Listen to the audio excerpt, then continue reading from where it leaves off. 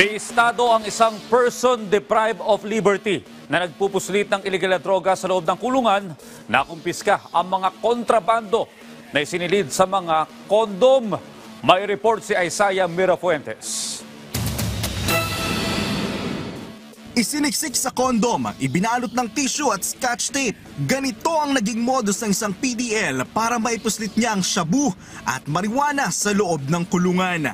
Ayon sa Antipolo PNP, nakalalabas ang suspect ng kulungan dahil sa may sakit ito at kinakailangang magdialysis. Sa salaysay pa ng mismong PDL, sa dialysis center nakaaabot sa kanya ang mga illegal na droga.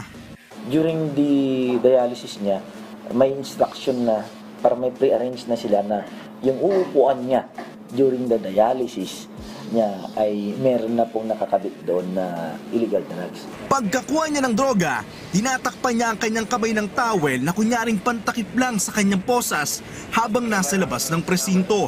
Pero hindi niya akalain ang gagawing pagkapkap sa kanya ng mga pulis sa pagbalik niya sa kulungan.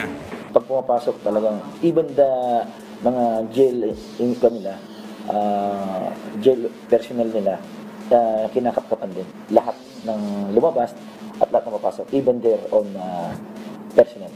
Mahigit 100 gramo ng shabu at mahigit 40 grams ng marijuana ang nakumpiska sa sospek na aabot sa mahigit 700,000 ang halaga. Inaalam pa ng mga pulis kung paano nakakapag-transact ang nasabing PDL habang nasa loob siya ng kulungan.